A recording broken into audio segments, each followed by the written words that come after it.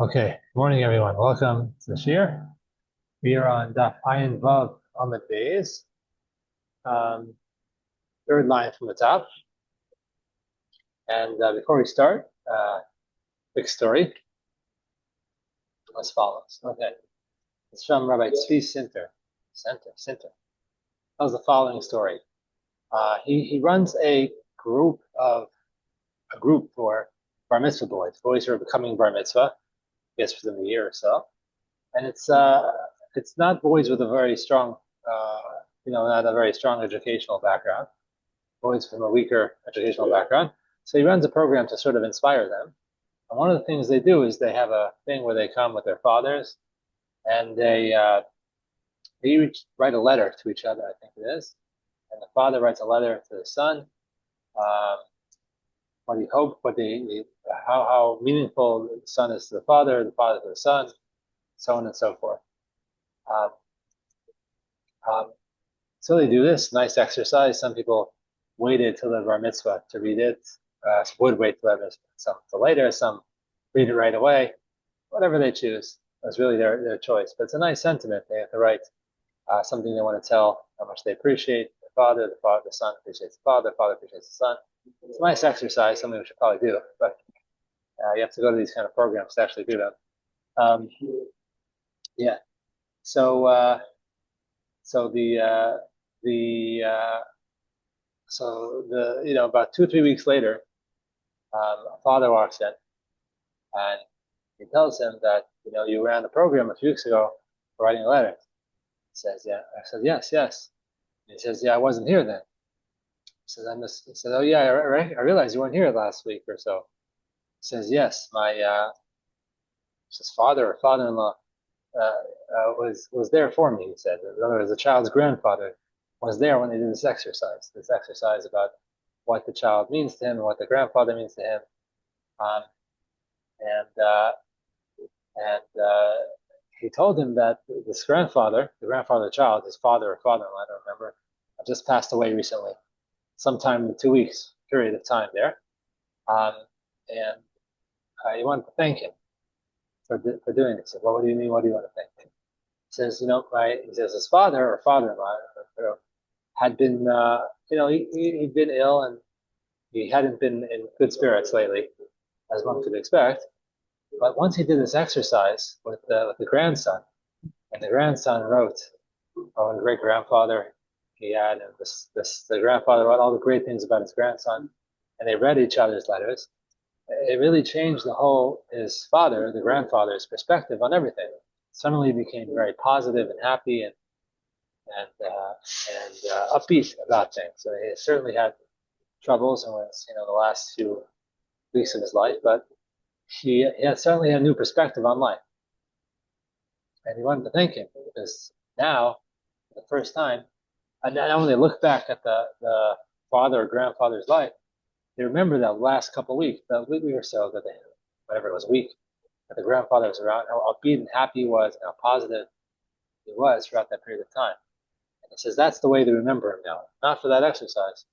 Probably had a less, positive. They had to draw on much earlier years to have positive memories. But now, thanks to that exercise, have a positive outlook. So very interesting how, first of all, nothing miraculous to the story, just simply that, it's amazing when we do something, you have no idea how far the ramifications go. Sometimes they can really be quite far-reaching. I don't think we appreciate that, as the story indicates.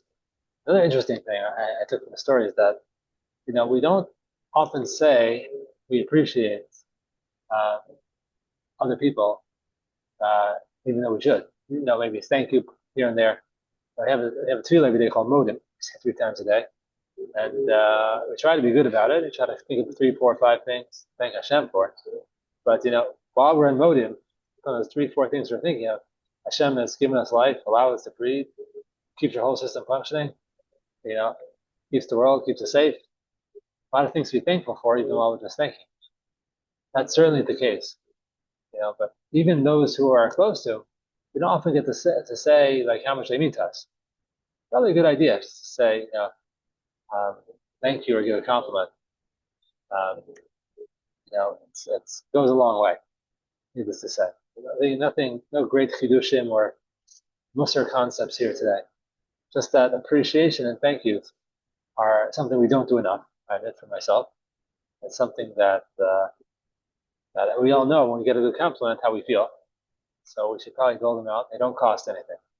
So that's something to think about as we go through the week. So we do with that thought. Hopefully, educational and inspirational for us to think about. Okay. So that's the story for an idea for today.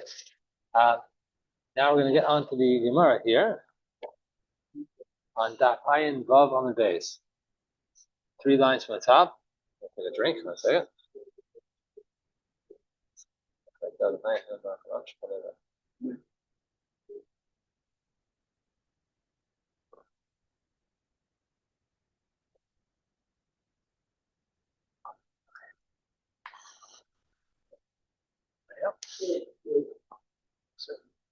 Okay, so we're on Daf Ayin Vav Amud Beis. So today we're going to discuss the concept we brought in yesterday. I'll take us to the Mishnah, maybe a little bit beyond the Mishnah. The concept was like this. Rabbi Yehuda said the name of his Rabbi Shmuel, or his Rabbi Shmuel. He said that there's a case that's brought down that if a person is machlif par bechamor, they don't sell it the classic sense that the one gives money to the other. They do an exchange. One exchanges the par and the chamor. And what we're trying to do here is trying to figure out a comparison to our case in the Mishnah. That's what we're trying to do. So let's read inside a bit, and then we'll explain some more. It needs a lot of background, but as we go, we'll do it. Third line from the top. Amar Rav Abba, Kala bebeis chamia. It says the way we can compare it, the case of the exchange of the donkey and the cow, is to our case in the Mishnah of a case of the Kala who already got din nisuin, the full marriage, and then he discovers some sort of blemish, some sort of deformity of some sort, and he wants to divorce her and not have to pay the ksuva because he says those issues, the rumim, were there even before and they got married. So, so that's the case of the Mishnah we want to compare it to. So how would we compare the case? The similar idea. The case of that Rabbi Yehuda said the name of Shmuel. A person has a cow and he wants to exchange it for the person's donkey. Just a straight exchange. You give me your donkey, I'll give you my cow. Now the donkey's by the owner of the donkey's field. It's not here right now. They're standing by the owner of the cow's field. So the owner of the cow wants to exchange it. So the owner of the donkey comes and does mashicha. He does the pulling. He does the kinyan, the acquisition on the cow. And by acquiring the cow, he then in effect transfers his donkey to the previous owner of the cow. That's all good and fine. Remember the case. The only problem was that the donkey dies. So the question is, when did the donkey die? Donkey died before the initial transaction took place, so there's no transaction. There's no donkey to exchange. He doesn't get the cow either. But if he first did mashicha on the cow, he acquired the cow, and then consequently the previous owner of the cow now owns the donkey, and then the donkey dies, so then it's his bad luck. Stach b'sadeha, it says. Then it's too bad. Then he lost out. That's right. So the point, when did that happen? So who has to bring proof? We want to know. We don't know. Who has the burden of proof? Is the owner of the cow have to bring the burden of proof that the donkey was alive, or the owner of the donkey has to bring the burden of proof? So Rabbi Yehuda said in the name of Shmuel that the owner of the donkey has to bring proof that the donkey was in fact alive when the initial transaction took place, when the cow did the mashiach on the cow, and therefore it was a good transaction. So the owner of the cow. So too here, we're going to make that comparison because that's what this statement of Shmuel said. He said the Tana Tuna Kala. He says, in our Tana compared it to the case of Kala, which is our case in the Mishnah. Which case in the Mishnah? We tried to say the first case, but now we're saying the second one, which is what Rav Abba said, which I just read. I'll read it again. Kala beis chamia. A lot to be said in 3 words, right? The second case in the Mishnah, where the the man marries the woman, he does two erisin, and then they do the suin, and then afterwards he finds out that she has some some blemish, some deformity, and he wants to divorce her, and he wants to not have to pay the ksuba because he says it's a mekaktos, it's like a false sale. Didn't know about these, and these deformities, blemishes, movement pre-exist the marriage before the erisin. Who has the burden of proof in that case? We said the uh, the husband, the Baal has to bring. Similar to the case here that we said, uh, just like the just like the so to our case, just like the owner of the donkey has to bring proof as well. So it's going with Rabbi Gamliel. We'll explain that in a second. From how we disprove this. So that's what we want to say that the comparison between the two cases. So we say, no, we can't compare the two cases. Why? Vakati lo dami. Still, that's not a good comparison. They're not similar. Why not? Why are they not similar? Hasam bal maisi rayu morale lechazke. Over there, when we say that the husband after the nisuin, the second part of marriage, he finds some sort of blemish or deformity, so then the Baal has to bring a raya. What is he doing? Because the father of the girl has a chazaka, has a sort of chazaka on his side. What's the chazaka? We assume that this is based on Rabbi Gamliel, that her natural state is unblemished or undeformed. And bearing in mind the Meiri, who says we're always talking about deformities or blemishes which are not likely to have been there since birth. Right? So the chazaka is that this came more recently. We just found it now after they had Nisuin, the year-long erisin that they had. That's when it must have come. That's what the chazaka, so to say, logic would dictate. On the father's side, the husband has to bring a raya to weaken that chazaka. That's what he has to do. That's what the case of the girl who the recently married woman who they find samum, that the Baal, the husband, has to bring some sort of proof to indicate that the moon was there all along, even before erisin, to sort of weaken the father's natural chazaka that it must have happened. This deformity, this blemish must have happened recently after erisin. That's what the purpose of the chazaka is. Hacha, by the case of the exchange between the chamor and the para, the cow and the donkey, who brings the raya? Hacha bal chamor ma'isirai. We said, that's what Shmuel said apparently. We'll see about that. But the owner of the donkey has to bring a raya, umokim chazke biyadeh, and it brings and establishes the chazaka in his hand, so to speak. What's the chazaka? What's the principle or the assumed status? That's probably the best way to say it. That we're establishing. That's alive. The donkey was alive before. We assume it's alive until we find out otherwise. That's chazaka. That's the established state, so to speak. And so, what is he doing? The owner of the donkey has to bring a raya.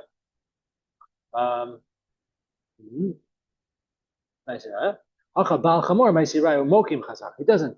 It's not challenging anyone's chazaka. He's establishing his chazaka. Over there, you can't compare them exactly. That's what the Gemara is saying. There, by the woman who recently married, the Baal is bringing a raya to weaken the father's chazaka that this moom showed up at the last recently, as opposed to always being there. And here, the purpose of the raya the proof on the part of the owner of the chamar is not to uproot or to challenge the other party's claim. He's coming to establish his own claim. That is that the donkey was alive all along. We're just keeping that principle true. He's bringing proof that his donkey's around. So you can't really compare the two. They're coming from different angles.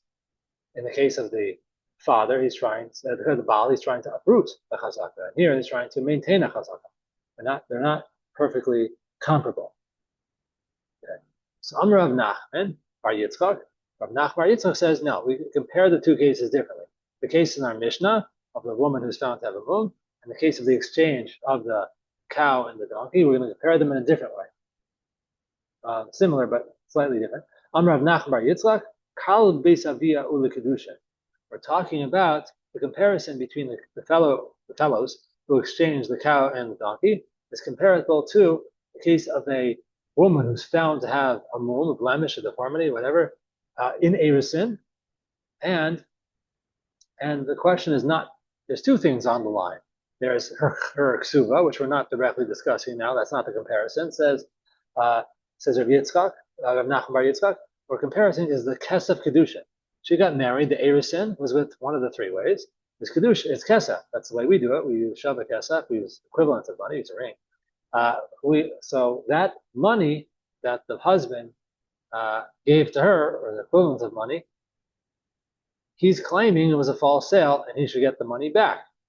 That's what the kedushin was on false pretense. He should get the even kedushin, not just doesn't have to pay the ksuba.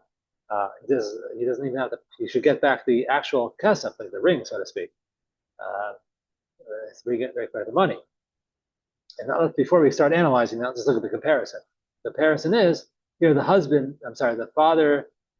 is claiming it's a false sale, and I want the money, back. And the father has to bring the proof. What's the father have to bring the proof? So the money stays by him. That's what he has to bring for. The chazaka, he's trying to establish the case that the money stays with him, so to speak. I'm not going to give the money for kedushin back. And so too, in the case of the cow, the donkey, the owner of the donkey is bringing proof to show that the donkey, his money, so to speak, gets to stay with him. Same idea. They're bringing proof to keep things as the status quo. The husband, the father of the girl is keeping the status quo to maintain the kesef kedushin, the money that the girl received when she got married, the kesef, the ring, whatever, maintaining it where it is, to keep its status quo. And the owner of the donkey is bringing proof to maintain the status quo. He already did the transaction. He keeps the donkey was alive all along, and keeping the status quo and keeping the cow that he acquired. So that's the comparison. Sort of a comparison for the two. Rabbi. Yes. But doesn't the Mishnah say that the husband has to provide proof that once they've had nisuin, the husband has to provide proof, whereas if it doesn't come back to the father, right? Does it? Right. The husband has to prove it. Right. Correct. But now with Rav Yitzchak, that's the line of thinking we were using right before. But now Rav Nachman Yitzchak is saying we're not comparing it to the second case in the Mishnah, the case where it's after nisuin and the husband has to bring the proof. We're switching cases now. We're saying it's comparable to the case where it's after erusin, just the first stage of marriage. After erusin, okay, yeah. Burden of proof lies on the father or the girl, whatever. Yeah. Okay. Yeah, but the husband can't prove it because the father said what the father said. It was there when you got married. It wasn't there beforehand. So, right. So the money doesn't keep with the husband if he wants to get divorced. If they can't prove it. If you can't prove it. Right. Well, if you can, then good. That's not so easily proven. Right. Correct. Not such an easy thing. Yeah. Okay. So they continue with this just to clarify this comparison. The low tema. Don't say aliba demanda omer kedushin lav letiboin. Don't say that kedushin is not given as a gift, l'chalutin, like a gift, unquestionable. It's all yours. Don't have to give it back gift. Ella filaman de amar kedushin litibayin. Even to those who say, I'm sorry, I got that backward. Lo tema liba demand mar kedushin lav litibayin. Ella filaman de kedushin litibayin. It's not only according to the opinion that kedushin is not given as a complete gift, even though say it is given as a complete gift. I'll just read the rest so we can have it as one complete statement when I explain it. Hani mili, when do we say, according to the opinion, that kedushin is given as an absolute gift? So we can't really question the giving back the money or not. Hani mili kedushe vadai. That's when we have an absolute good kedushin. Then that opinion would say that the kesef, the money that's given for the kedushin, for the erusin, is absolute. No, don't have to give it back. Aval kedushe tos, but when there's a mistake here, when he found out, in other words, it's mekach tos, when he found out there's a blemish or deformity, imaisi raya, if he could bring a proof, the father, then we're talking after erusin. If the father could bring a proof, then great. Then you get to keep the money, low. If not, then he has to give the money back. So let me explain that again. There's a lot to say there. like this. We want again the Rav Nachman Bar Yitzchak said the case is where the comparison was talking about a case of a kala beis avia, a girl right after, let's say right after Erusin. Always try to say that makes it a little bit easier. And you're talking about the kesef kedushin. So the question is, does the father have to give back the kesef kedushin? He has to bring proof that the girl, that the blemish or deformity, whatever you want to call it, mum, was there only afterwards, not before the Erusin. And then the kesef kedushin gets kept by the father. If you can't prove it, then it sounds like bechachtos, you have to give back the kesef kedushin. Now, we don't normally think of that as kesef kedushin, that the money that you give for kedushin, as something that is up for grabs or up for question.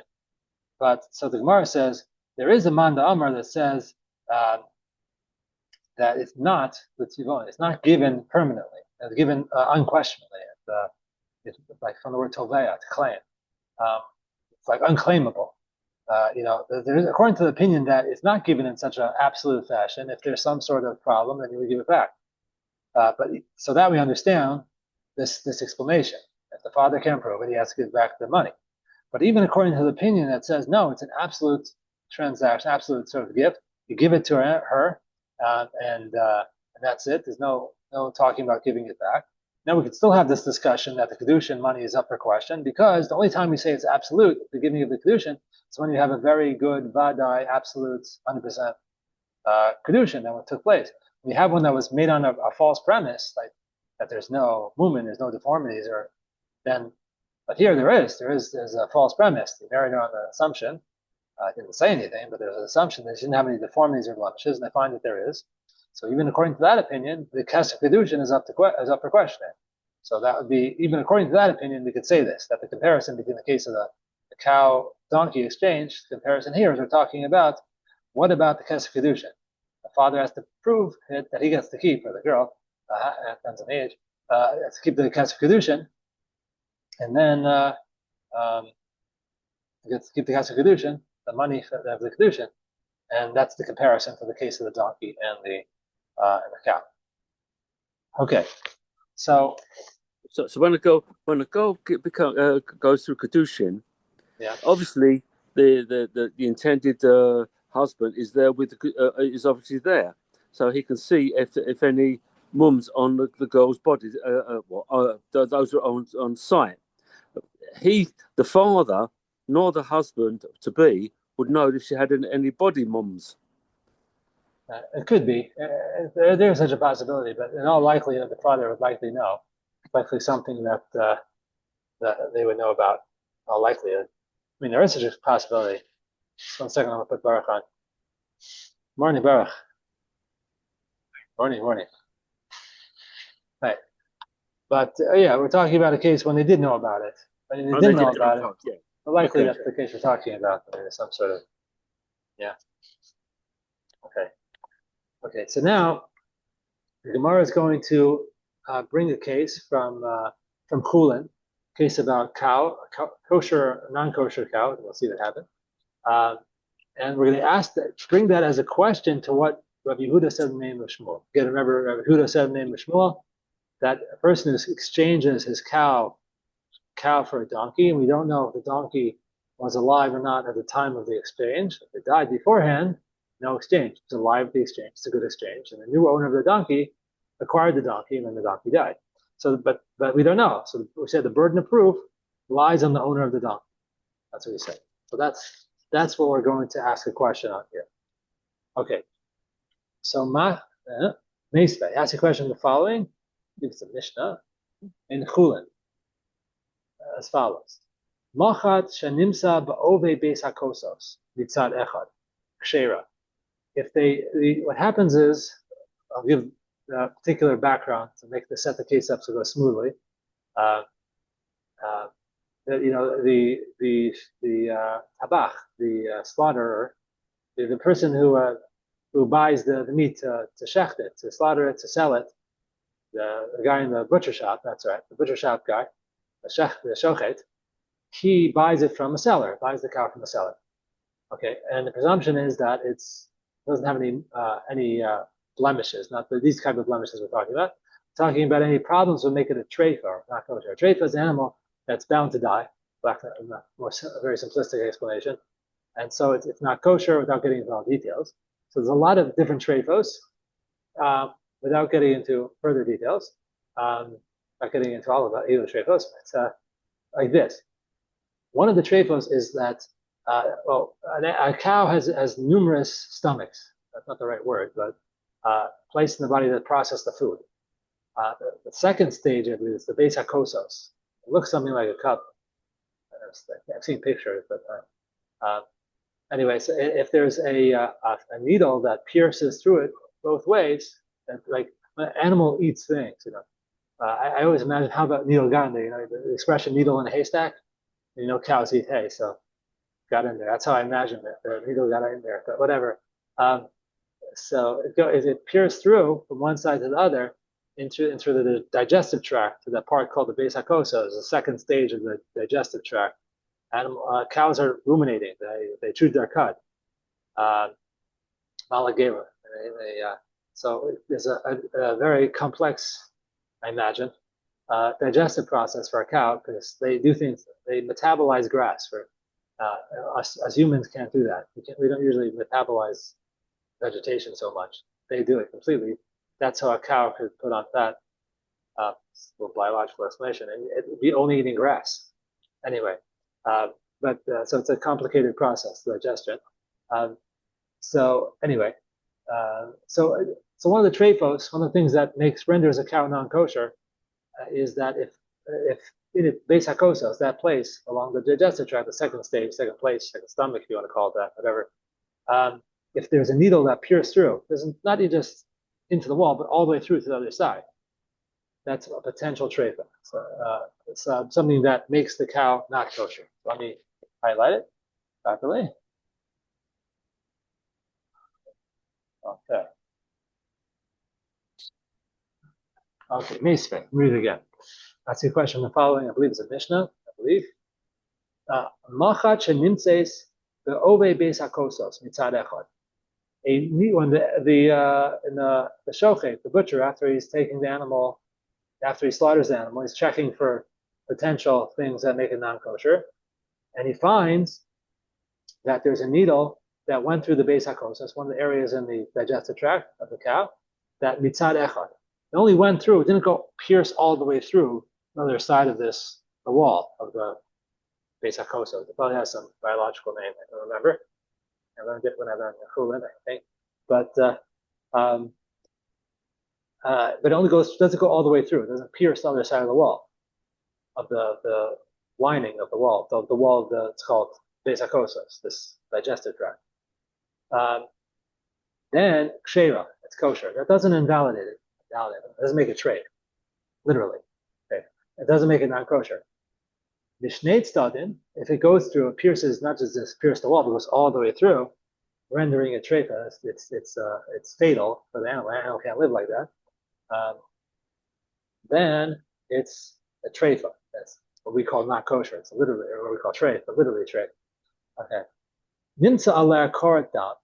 If you find a little bit of blood, a drop, we'll call it that for argument's sake, drop of blood, biyadua shulafnei shchita. Then we know on the needle, not a drop of blood on the needle, that we know, Chazal knew, that needle came and pierced the wall, but before shchita, before the shchita, pre-existing thing. If the animal was shechted for whatever reason, and the processing of the meat or the cow, whatever, then the needle pierced. So it's kosher when it's shechted. But so it's important to know when it took place. So, but if you find a drop of blood on the needle, then bayadu shulafnei shchita. You knew that piercing of the needle took place before the shchita, before the slaughtering of the animal took place, and the animal is a treifa, not kosher. Lo nimsa ala korat dam. If you don't find any blood on the needle, on the tip, I guess, bayadu shula achar shchita. Then you know, irrespective if it went all the way through the wall, the needle, or not, then you know that there's no blood on it, then that piercing took place after shchita, and it's still kosher. It's not a treifa. Another qualification. Get to the question too. Huglad pihamaka. If the mouth of the wound is huglad, I don't know exactly how to translate that. Like healed over scar tissue, scab, I don't know, that healed itself, so to speak, healed over, not healed, but covered over, exact translation. Then you know that this took place 3 days before the shechita. That's the time it takes to do this process. That's sort of covered over natural healing type process, whatever it's called. It must have happened 3 days before the shechita. And then if you find it, you know this injury took place before the shechita, and then it was treifa when it was shechted. It was not a kosher animal, and the animal is not kosher to eat, produce. Yeah, that's only what else are we talking about there? Low huglad piyamaka. If we don't find it that it has huglad, that it's like scabbed, whatever, covered over the maka, the injury, that is from the needle. Hamotzi mechaber al varaya. Then we don't know. We don't know when it took place, before or after. Right? So those are sort of the technical aspects of this question. But the important point that we're trying to get is the hamotzi mechaber al varaya. In other words, whoever is trying to get money back from whoever, and in this case it's the shochet, bought the slaughterer, the shochet, who's the slaughter in the butcher shop. He bought this cow from the seller. And, you know, hamotzi mechaver avaraya would basically mean, before you start getting into the details, if the butcher already paid for it, he has to prove that this was a non-kosher animal he bought. It was a false sale, give me back my money. If the owner of the cow still is holding on the money, has not received the money yet, the butcher is still holding on to the money, the butcher says, I'm not paying you for this cow. Take back the carcass. It's not a kosher animal. So that's hamotzi mechaver al varaya. Then we don't know, and then we don't know. We have the maman amut b'safek. I shouldn't say it that way. When you have a suffix regard to money, then we say the principle hamotzi mechaver al varaya, that whoever the burden of proof lies on whoever is trying to get the money. If the possession of the money is, like they say, 9/10 of the law, so to speak. You want to get the money back, so you have to prove it. So you have the burden of proof. Okay, so now, based on that introduction, we're going to ask a question. It's not the case. We're going to ask a question on the principle we had from Rabbi Yehuda in the name of Shmuel. We're going to actually disprove it based on that. Okay. Yahiv, it's about halfway down, a little bit more than halfway down. Alav, just re-highlight it.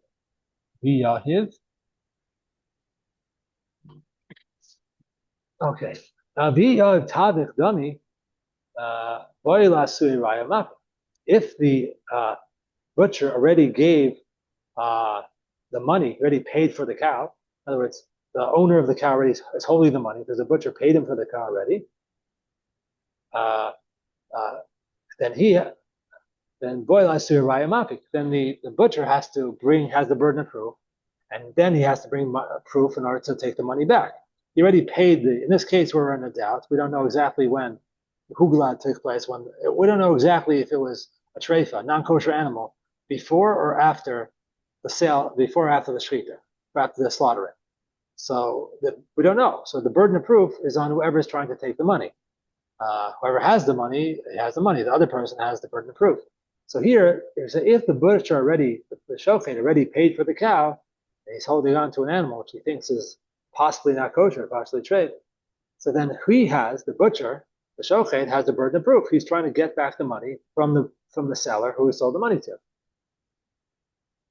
So we say, well, but why should that be? Based on the case of Yehuda, said the name of Shmuel, Rabbi Yehuda said the name of Shmuel, Bala Behema Lesi Raya Benokim.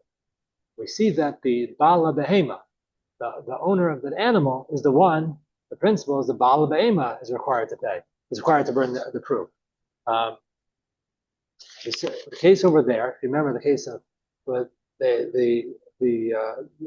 person who owns the cow and the person who owns the donkey are trying to have an exchange. One, you give me yours, I give you mine, and somewhere along the lines, after the donkey died, we don't know when it died. So the burden of proof is on the Bala Behema. The owner of the donkey he has the burden of proof. If that's the case, that principle holds true. That Bala Behema, in case we don't know, the Bala Behema, the owner of the animal, has to bring the proof. So here too, so that would mean that the owner, the seller in this case, of the cow whose kashrus is in question, he should have the burden of proof. How come we're saying here in a case where the shochet, the butcher, already gave the money, how can we say the burden of proof lies on the butcher? It should be on the owner of the animal, the person who sold the animal. Baal Behema, that's Shmuel's principle. Baal Behema, Allah Aviraya. He has to bring the proof. How come here it seems to be contradictory, this Mishnah, to what Shmuel said? Here we said the shochet has to bring the proof, not the owner of the animal. So the Gemara says, no, but the lo yoiv tab hadami. No, the case we're talking about is a case where the tabach, the butcher, did not give the money yet. He didn't give the money yet.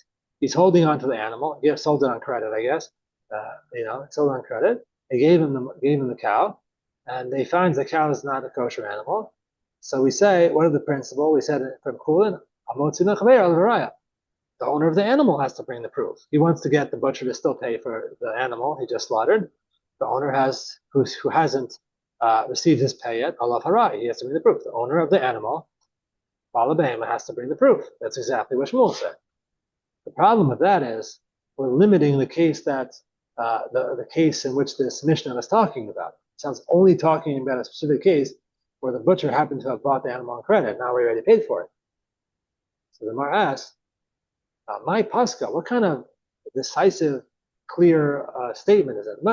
The Mishnah said a statement that, whoever the money has, who's holding on to the money, the other guy has to bring the proof. The person wants the money back, he has to or wants to get the money, he has to bring the proof.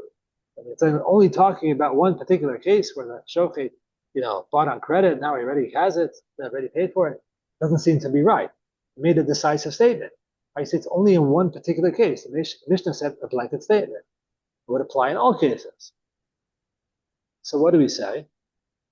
Ella, this is a very radical, we had this principle before. Ella, ki asa Rami Bar Yecheskel. When Rami Bar Yecheskel came, he said the following: Amar lo titzait nuhu lahani klali b'chil Yehuda achi mishmei b'shmo. Don't pay attention. Don't pay heed to the principles of my brother Yehuda, who said in the name of his Rabbi Shmuel. It's very, very, very stark thing to say. We've had this before in the Masechta at least once. Quote where it was. Where's this going? It's telling me to go somewhere, but I don't know exactly where. I don't know. It's telling me to go somewhere. I don't know where. Anyway, so you say, no, it's not true. It's a different way. What we said about Shmuel, we have to switch. A different thing Shmuel said. Ella, rather, what do we say? Hachi Amar Shmuel. This is what Shmuel says, not the opposite. Not that the owner of the animal has to bring the proof. When you make the donkey and para and the cow exchange, different thing. Amar Shmuel, Kol Shenolad Safek Bershusa, Alav Haraya. Anyone in which his Rishus, in his domain, the question came up, the suffix, the doubt popped up, there there's the place. So here's Allah Haraya. That person has to bring the proof. That's the principle. Wherever it happened, that's where you have to bring the proof. Where did the suffix happen? The donkey is in the donkey's owner's field, a kilometer away. Here, the owner of the cow, the current owner of the donkey, goes over to the owner of the cow's field. He does mashicha. He pulls the cow to come to him to do the acquisition, the kinyan on the cow, and thereby exchange the donkey. So that's where the doubt came into place, by the owner of the cow's field. It happened in his rishus. Wherever his rishus it happened in, his domain it happened to, that person has to bring the proof. So in that case, the owner of the para has to bring the proof. The owner of the cow has to bring, not the owner of the donkey. Says Shmuel. Now, we're going to see how that fits in. Does that answer the question? Let's see. It's going to answer the question, but it just brings up the same questions in reverse. But we'll have an answer to it, which is how we'll get to. Okay, so read again. Hachi Amar Shmuel Kol Shenol Tzachvik B'Reshuso Alav Haraya. And we said on that, the Tana Tuna Kala. And on that principle we said, and our Tana brings a raya from the case of Kala, from our Mishnah. The case of a woman who gets married and found out she has blemishes. So what's the comparison? We'll discuss that now. Let's go back and do everything again, so to speak, but very briefly. Okay. So what do we want to compare it to? When compared to the case of, he marries her after Erisin, and he finds a blemish on her. We said, Kai Nimsu Kam Hayu. That was the principle we said earlier. That they found it here. Here it must have been. In other words, same idea. He found the blemish right after Erisin. It must have been existing all along. So the father has to be the proof. So to here, Kan Hayu Kai Nimsu. They found the blemish in the, here the animal was slaughtered, similar idea. I'm sorry, here the animal is exchanged. Sorry, too many cases in my head. Here the animal is exchanged, the donkey for the cow. Here lies the burden of proof on the father, on the owner of the cow. Sorry, trying to keep three cases in my head at once. Okay. Rabbi. Yes. When the cow and the donkey they did deal, the guy that took the cow, he did Mashiach. Did the guy on the donkey, did he do Mashiach as well? No, that's a good question. It's that with that one act, both animals are transferred. By pulling doing Mashiach to acquire the cow, the donkey is also simultaneously transferred to the previous owner of the cow. So the exchange was made halachically by doing each did a Mashiach. Yeah, on one of the animals, correct. So therefore, it's the donkey died once they've made Mashiach. Yeah, if that's the case. That's the case, right? Which means that the husband has to prove that the wife was mum when he made Nisuin, as the same as the donkey owner has to prove that the donkey that he got was ill when he got it. Well, yeah, that's one way of looking at it. The other way of looking at it is how that's the suing. But if it's erusin, right? Yeah. The donkey exchange doesn't come into it because they've already made exchange, haven't they? If they've done Mashiach, each pulled the animal simultaneously, right? Right. Then erusin doesn't come into it because the exchange has already been made. The donkey owner has got rid of his cow. He's got the donkey. He's married the donkey per se. He's made a marriage. So therefore, it's still on the proof of the donkey owner to the cow owner that the donkey was ill when they made the exchange. Whereas the erusin is down to the father. Right. The erusin is down to the father. So at this stage, but erusin doesn't come into it with the donkey because they've already made the exchange. They've already done Mashiach. They've already made the marriage. Right. So that was a prior way of looking at it. Now, the way we switched it around and said that according to Shmuel, the burden of proof lies on the owner of the cow to prove that the donkey was not alive at the time of the acquisition, so that he has to keep his cow. And the comparison to that is to Erisin. The Erisin that we say kan hayu kan nimsu. That was one of the answers we gave to explain it. Difference between the two cases. But the marriage has been made by the exchange by Mashiach. The marriage has been made. Assuming that the animal is alive. Assuming that when they've made Mashiach, he's led the donkey as he's led the cow. Then as he took it into his domain, the donkey died. The marriage has been made. Well, if it happened afterwards, if it happened before. If it happened before, if he goes to make Mashiach and the donkey died and he didn't make Mashiach, then it's a erusin, isn't it? Well, that's what we want to compare it to erusin now, to say that that it happened at the last bus. The comparison will possibly be the erusin. That he found the case of erusin. He found the blemish right after she had erusin. We assume it was there all along. The burden of proof lies on the father. Here too, the burden of proof lies on the person whose possession it took place. Kan hayu kan nimsu, where you find it. That's the point they're trying to compare. That's single point. The mission is not saying directly when the donkey died. Correct. Correct. So did he die when they did Mashiach and he's taken into his own place? Then it's a marriage, or did it die when he just went to pull it and it dropped dead? Right. Correct. Which is Erusin. Which is similar to Erusin, yes. Yeah. Okay. Okay. So based on this new angle, we're going to ask the question again. Mesve. So it's just highlight it properly.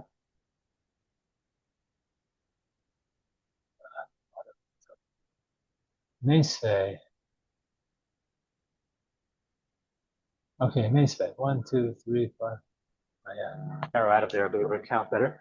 1, 2, 3, 4, 5, 6, 7 lines from the bottom. Mesve.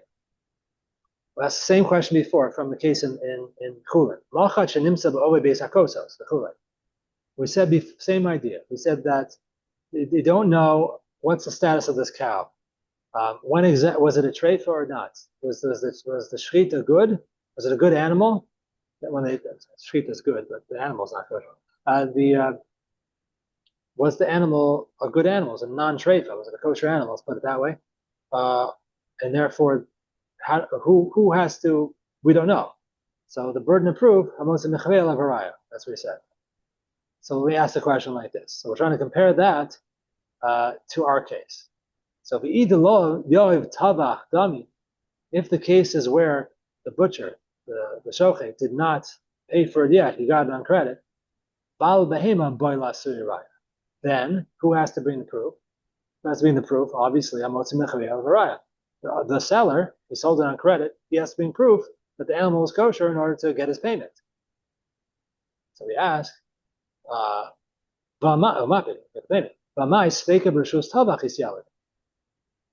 the suffix was born, it came into existence in the tavachs, in the butcher's, the shochet's domain. He took the animal, he got it on credit, and we say that the seller has to bring proof that the animal is kosher and then get his money. But where did the suffix take place? It was already in the reshus, in the possession of the tabach, who got this animal on credit to slaughter it. Based on the principle of Shmuel, we just said that wherever the suffix doubt took place, like the exchange of the cow and the donkey, the suffix arose in the owner of the cow's possession, so he has to bring proof. That we hold that principle to be true from Shmuel, and here too. Where did the suffix arise? Where did the doubt arise? It arose in the domain of the shochet. But if the case is he hasn't paid yet, so the owner of the cow has to bring proof. Based on the Mishnah Chulin, based on Shmuel's principle, it would say no, that the suffix took place in the shochet's domain. The shochet has to be proof. So the Gemara tries to answer what we said before. No, the case is that he already paid. It wasn't on credit. He paid up for it. He paid up for it. He wants his money back, so he has to bring the proof. The shochet, the butcher has to bring proof, and the suffix occurred in his domain, in his possession. So it fits well with Shmuel in the Mishnah. It happened in his domain, and the burden of proof is on him because he wants the money back, refund. So that's sense. So his Gemara asks, "Well, my pascha. Wait, you're saying the Mishnah Chulin was made a blanket statement? It's only talking about one specific case where he paid for it. It seems to be going in all cases. You can't limit it like that." So our answer is, "Stama de milsa." As a general rule, would say, "Kama de lo yad inish zuze lo yad inish chiyus." As long as the person doesn't pay, they're not going to give him the animal. In other words, if you go into Yesh, you can't say, "I'm just going to take these 3 bottles of wine. I'll be back in the month to pay for it." Generally, you could do that in Makolim, so to speak, but they have a system for that. But that's called credit, but it's a little bit different. But the general, they don't give the animal until it's paid for. It's the general principle way it works. So we're not limiting the case of the Mishnah over there. That's a general way it happens. And 99.9% of the time, we're talking a case where the shochet already paid for it. That's why he has possession of the animal. So we're talking a case. We say, 99% of the time, the shochet already has paid for it, and it's in his domain. He finds some sort of potential treifa. So we say the burden of proof lies on him to get the refund. And where is that suffix? In the domain of the shochet. So we can uphold this new principle of Shmuel that kol shenol itself in Pashus love haraya. That wherever the doubt arose, that's where you have to, that person's domain, that person has to bring the proof. Okay, good. So let's move on. We'll do this next piece up to Mishnah, basically. Okay, so second to last line. Remember from the Mishnah, we talked about mumin. We talked about mumin of a woman. We're going to talk about, I'll get to it tomorrow or maybe today, mumin of a man. When a woman finds deformities or blemishes on a man. So if he finds on a woman, he makes this claim, it's a mechakos. So the Chachamim qualify that, say, when could he claim that didn't know that the woman had blemishes? That's only hidden blemishes, seitzer. But when they're the golai, when they're revealed, they're visible, then he can't make that claim. So the Gemara just gives one example of that. Amar of Nachman, page to Ayin Zayin Aman Aleph. V'nichpeh, a person, as Rashi says, cholesh mimenu nofal aretz, nofal aretz. A person who has what seems to be epilepsy, some sort of seizure disorder, which he falls. That's what it seems to be. Shabaseiser dami. It's like say he would not know about that. So why would he not know about that? The v'hani mili the kfiyah leizman. That's specifically when it occurs on regular intervals, as Rashi says, heres b'yom zman let's bein hakriyos. And he knows in that particular time to not go out among people because he knows this, so he's hidden it well, or she's hidden actually in this case. So that's called hidden. It's hidden because no one ever sees it because he has very specific times when she has these following episodes, seizures. Avalok feelings, but they never know what's going to happen. That's kamumin shebugolei. That's revealed because people have seen it before. So they can't control the timing, so it's obvious. So people would definitely know about it. Okay. I guess that we have. I guess we'll hold it here. The Mishnah, tomorrow's Mishnah, Bezrat Hashem is going to talk about what if you find mumin in a man, and then next Mishnah after that's going to talk about let's talk about different types of mumin, and then after that we have some interesting stories, Yeshua ben Levi, etc. The next element. Okay, thank you everyone for joining us. Thanks, Rabbi. See you tomorrow. See you tomorrow. Have a great day. Mazel tov in advance, Alan. Go well. Thank you. Thank you. Bye-bye. Bye. Bye. Bye.